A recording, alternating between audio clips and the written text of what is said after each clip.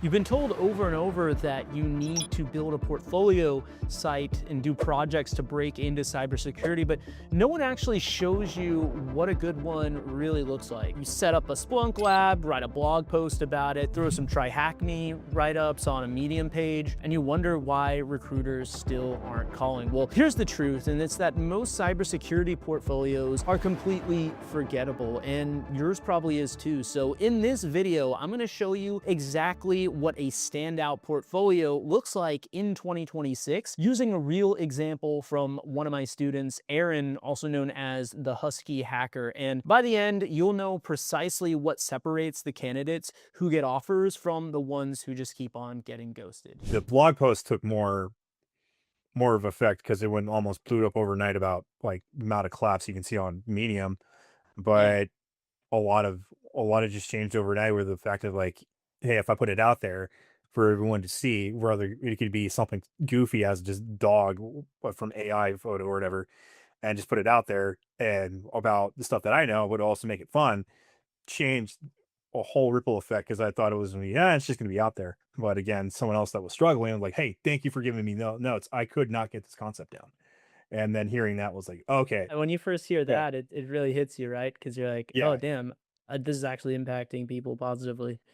yeah. And that's all I've been wanting to do is to have that thought process of like, hey, if I get it out there and show everybody else, it will make a ripple effect. Yeah, for sure. I mean, as far as the blog goes, can you walk us through it a little bit and you want to screen share? So I'll show my Medium and I'm going to show my blog post here. So even then, I didn't really think myself of actually building something like this out, but with base 44 or whatever, when I built this out like almost in an hour with all the stuff I learned with Wow.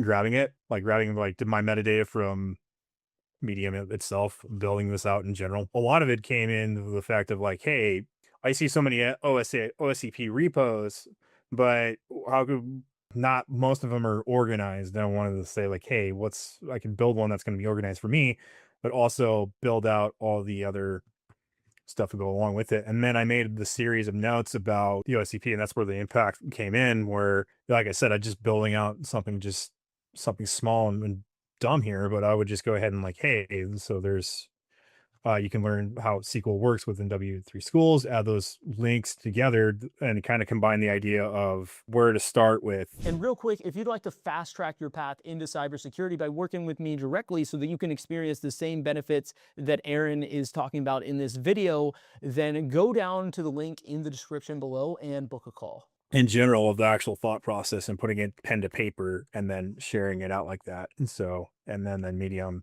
this is my channel. Anyways, I just I just this made this one this morning, but all these are just like I just let this blow over in general about thought process too. Like everyone's hearing about the new cloud mythos, which reality is save everybody the headache. Keep learning. Don't worry about what Claude's doing. It's not going to change. It's I think right now, in my own opinion, anyways, right now is the perfect time to learn more about cybersecurity and AI hacking versus Oh yeah, sure. letting you hear the news. Because then, like I think you posted the other day, AI is capable of writing 0 days, and Claude Mythos is able to find those 0 days. But also, Claude's finding like older technology that's no obsolete at this point that it's redundant on the information, but it's still cool to actually see that. Yeah, and one of So, the like, things too that people aren't talking about is some of the things that it found it on like 8 out of the 100 attempts it ran it. So meaning like those other 92 times it didn't catch it. So it's not like no, even it's based not and perfect. right now it's just marketing too because it hasn't been released to the public. So we don't really know that much about it. We're just kind of taking their Mm, word for it. So if I know anything about pretty these much. companies, they like to hype up their stuff maybe a little bit more than a lot of times it is. So I guess we'll have to Oh, see. oh, for sure. And I also agree that like a product like that's going to be out and not released to market. It's going to be more for the government programs or Mhm. like with AWS. I don't think it's going to come out Yeah, to you're be gonna have to like have, like, massive nonprofit. resources to run that, yeah. Yeah, and it's going to cost like $4,000. And they just Yeah. like funny too. They closed off OpenClaw 2 days before that whole news came out because again, OpenClaw didn't have enough resources to run in general as a third party. I mean, So like, Cobalt Strike is, like, how expensive, but all the threat actors were using it. They had, like, their cracked versions and stuff too, so yeah, exactly. And it's funny. It's funny to see that, yeah, too. Well, yeah, this is just all my others blog posts that I want to have available for everybody too. And then it also kind of brings me to my other one, the whole listing here. So this started off as like kind of this ripple effect of like, so I got all my notes. I put all my notes in Medium, and then I put it all in this repo. What if I just built a website? And then kind of that ripple effect, I think, just thinking in general about, well, what if I just take it the next step further? And that's kind of what with the thought process of with your mentorship was like, how do I take it a step next further with just making it? And it started off with just me just thinking, okay, so I'm about to take the OSCP for the third time. It's the rule is it's all open note. You can't use AI, but nothing's told you that you could make a note repository out of AI. That's fair game in the OSSEC size. So I decided to Mm. say, okay, so one thing everyone struggles with, especially myself, is time management. So I wanted to go ahead and say, if I make a Pomodoro website that I can have view available time on it, I can help myself see, okay, I tried these, made this checklist. I'm hitting about 25 minutes. Maybe I need to go take a break and they refresh because, again, I've seen a lot of other people go like with some CTFs where they're really just trying to nail down to that one specific path and that path only. Realities with CTFs, though, and especially with the OSCP, that one path you keep trying is just a rabbit hole, and they like just to go ahead and do the whole gotcha versus Mm. like the PMBT where it's 100% enumeration and it is exactly what a pen test would be. That's kind of why it's funny because after I failed, I took I was telling Ryan too, after I failed the OSCP the third time, I'm like, okay, let me just check my enumeration, see where I'm at. I ended up passing the PMPT within like 3 hours. It was crazy. Exam doesn't really defy you. It's just, I just wanted to see where I was at. And I realized that I was actually pretty much there. My only problem was the stamina with the OCP. You get this kind of landscape with a timer to see where you would have the whole day, but to show up and say, hey, where am I at in the test? And that's kind of the thought process too of like grab your notes and then checking Notion. But again, due to my own time blindness issues with ADHD, I can't, I need to have something that's going to help me focus. And this is the start process of it, where it's, hey, can I grab their information? And it's like, okay, I need to start this attack pattern from AD with this one to DC. And then the same thing with all the other PCs too. And then there's like a small, I don't know why I made a template. It just did. I didn't argue with what I made. So, and then, yeah, I wanted to expand this thought process more of going, hey, what about the workflow Yeah, of this is the part every that I other was pen saying is like test? a Swiss Army knife. You have Very like nice. so many Yeah. different things in there, even like generating reverse shell payloads and all Yeah. kinds of stuff. Because I thought too is like, okay, so what happens if just save time? Actually, more of a save time. Well, do I need to go to reverseshell.com to go ahead and make a reverse shell? No, I can build one. That's kind of what got me there, but you can still use it. I'm just saying, like, you can make that tool to do like, okay, I don't have to go up and look again or go back on the browser, take more memory out of my system versus, oh, it's already on the website I've already created. So it was more of that thought process too. Also, like the boot to root flow chart too. So because it's just basic stuff that would go underneath. I probably need to zoom in where you just grab, or you just need to grab and go, and then hey, I ran this full thing, and then I keep going. I did UDP ports? I've already scanned TCP. Is there anything open? And now that I found it, and then I go to the next step. Okay, so what did I find? I found, yeah, we'll just do web. I found next target. So using a tool called What Web, what can I go ahead and fingerprint it or banner grab on that website to see what is used, what technology is used on it. And I like the command prompt of it versus a few other tools. Tools are okay, but it's just the sense of like, hey, I copy paste, because you can just do this as you're going, and this is all fair game on the test anyways. Going to Logolo, no, Logolo is another good pivoting tool where you can just use to go to endpoint B, but also at the same time. I'm gonna be covering that on the webinar tonight, actually. Yeah, it's such a good tool. Like, because when I started using it on the OCP, I'm like that was my least concern was pivoting. Oh And yeah, wish I yeah, had that because back when I was doing all that stuff. now, well, even in I the did use socks PMPT, proxies and all this. Yeah.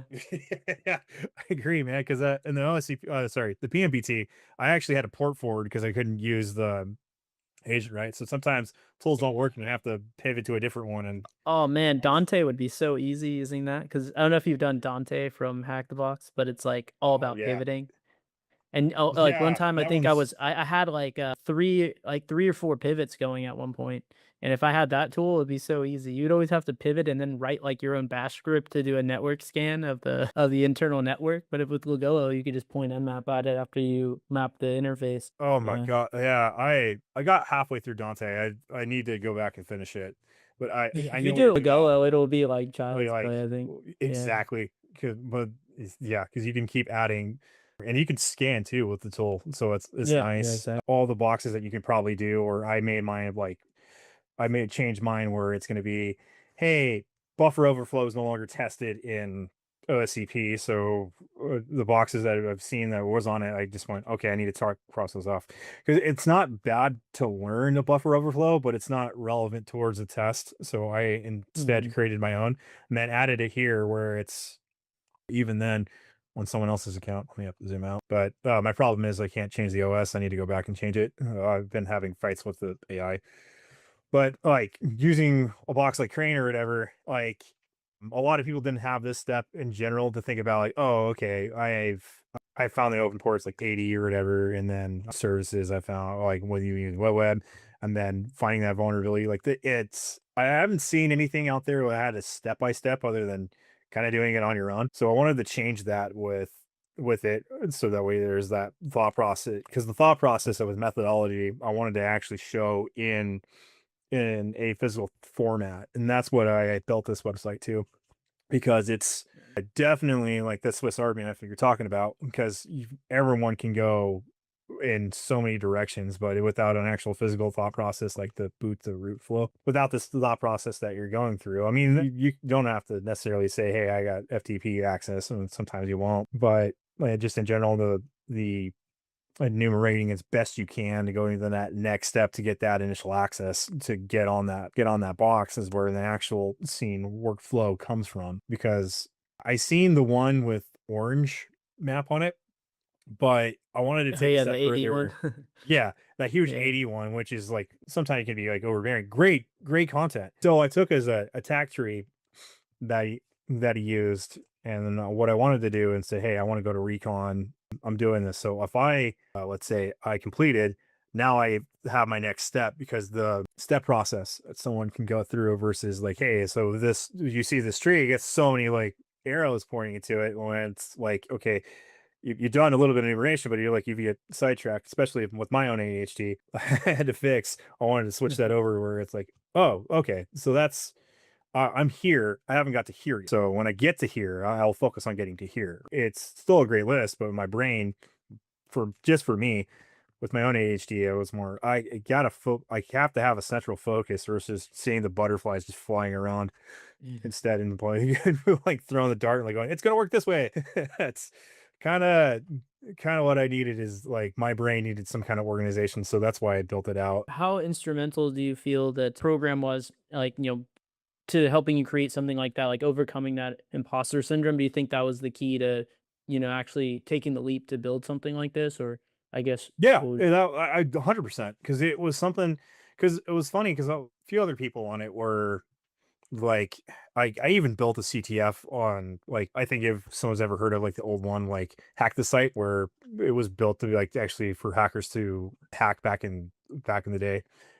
That was one of my favorite ones in high school at least where I can you can just go ahead and hack a website and learn about it yeah, too, because it was built for that. I built something like that too. It was more of like, hey, to remind myself, hey, how does a SQL injection work, or whatever. Because I have my other colleagues here were struggling with the thought process of like, I'm just not getting this one part. So I go back to burp, back of my head, and like, what if you just made a quick little like CTF thing that you can bring in and go, oh, I can bring that in the interview and talk about it. And that's kind of like what are the other thought process too with the program is like thinking about that next step of taking like, what if I build something to help with that thought process because you're just going into the interview. You don't need to learn about grab the entire manual set and try to relearn one thing. And that was my other thought process of going like just do like make that. So and it helped out a lot too with my own learning because I have also went back in and created like this website that like hacked the site does all the same attacks that you would see on a website. It's not perfect, but it's something to retain on. And that's also where I saw is like see a hole, fill a hole, or see a need, fill a need thought process. Hmm. And it was funny because then when you start networking that more and more, you start thinking about these other ideas turning into like, oh, okay, I'm doing that, I'm doing this, and etc. And it just started to feel like I'm contributing to something, not just learning. And that's when it really clicked to me about showing like doing this website because again, someone else like myself is struggling that probably has like ADHD or whatever that like can't ask those questions where like, hey, I can't figure out this flow. Building something like this was a huge, not just for me, but just making it like communities probably need like somebody out there is also taking this test that's like no matter what years of experience trying to figure out how this exam just works in general because even I think you even told me and I've heard from others like even seniors were having issues with the OSCP, and so I wanted to take that upon myself, the even not just the OSCP but also like with my other colleagues even within the program. It's like see a hole, fill a hole, where it's like, hey, what if you just had this one website that you just went to, and then that it's all there, and then you just that's all you need to do is just copy and paste. Definitely going to help you in the long run. Do it. Don't second guess it. Just if you know you want to make this your path, don't sit on it. Don't sit on it, and don't miss off the opportunity because right now is probably the best time to learn about cybersecurity. Brother, no matter where you go, you can be a threat hunter, you can be a SOC analyst, you can be a pen tester, red teamer, GRC. That's also going to be needed hugely too. And everyone's thinking the whole, like, even right now, like the whole AI bubble that's happening. And I know the hard part is we're seeing too is like the return on investment's not there in some companies. And that's where we're seeing the huge hits right now. That's only because, again, in the IT department, and I'm working for IT for years, IT does not revenue funds, but it is because it's a maintenance department, but you can see your return on investment on products that you can create and actually show out there. So part of it is if you're really on the fence and you're like, I'm not sure about it, just do it. Because again, what's that investment towards yourself going to be later? And like I joined back in July and I haven't looked back. The investment I put in, not just only within the program, that I put it all back into myself, definitely just Oh I yeah, absolutely. skyrocketed Yeah. like within that amount of time. Because again, it could be something stupid. You Oh can yeah. make a like here, like even dumb enough as it is, you can make a stupid avatar for a minute and just grab your notes and put it out there. And that's pretty much it. There's nothing else that's really stopping you other than like, okay, so create a brand. That's fine. It may look rough at the beginning. May look goofy, it may look whatever, and it's get the whole cringe part about it, but just put it out there for a minute and then what's the worst that's going to happen? Be told no, or be told it looks weird. Yeah, I will say it's kind of funny. In the beginning of the YouTube part, I had to go to you with getting a like, hey, I want to get a better mic. I'm like, Oh yeah, it's so here's much one. better. Then because I had just had my computer mic and it was god awful. So I definitely got ridiculed for a minute, and like as I should, because again, I should make the investment on that. But again, like that's the worst case scenario. I had a bad mic, and not a big deal. So like that's easy to fix, and you can just go get a new mic. And so like it's the little steps that you can take. I had I had a great one that I do recommend to everybody. That's actually not cybersecurity related. I'm trying to remember what it's called.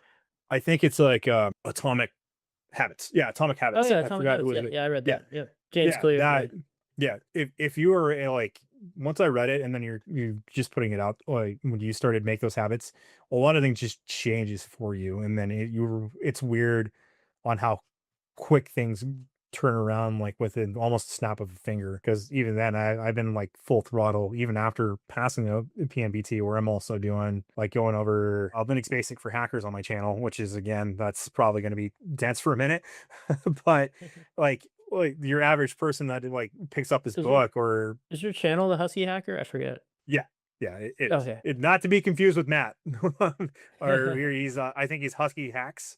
Yeah, that's Oh him. yeah, yeah. I'm the Husky Hacker, and I got that confused a couple times with other people. Who are like, no, Matt has nothing to do with me. Be cool to be the collab, but I don't think that's ever going to happen. But Yeah, yeah, I'll like, link your channel in the video. Yeah. oh, for sure.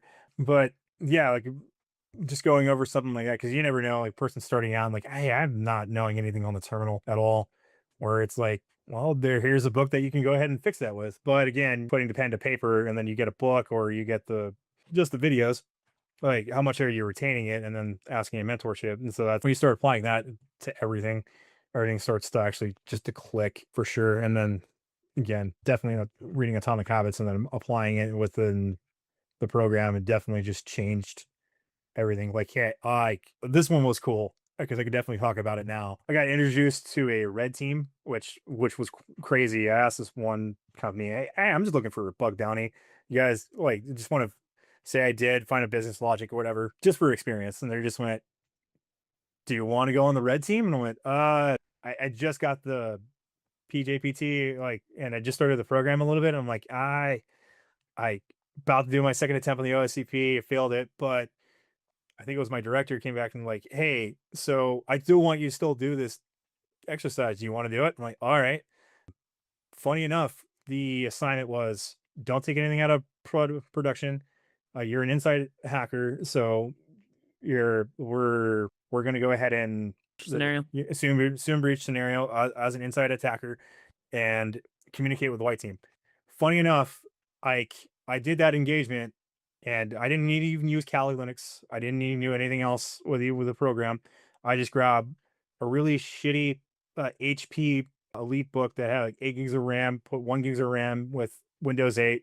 I compromised the domain within about an hour. It was insane. Yeah, I remember that. That was crazy. It was just Rubus and just passing the ticket, And and I can. that's what It I was tell people. That yeah, was a real world taste of what it would be like if you're on an actual red team. Because I mean, for all intents and purposes, you were on a real red team engagement there. So what yeah. I tell people all the time is, even though like these certs can be pretty difficult and interviews can be hard, actually doing the work on the job is not nearly as challenging as a lot of that stuff or of what people would expect it to be. I think the hard part would be the reporting side, where it's like everyone say it would be boring, but again, you can Yeah. like I'm not going to share mine, but I made like But one but I with mean, just think about it that for a second, right? yeah, How you're many right. Yeah. CTFs, how many Active Directory CTFs have you done that you didn't get domain admin in 1 hour?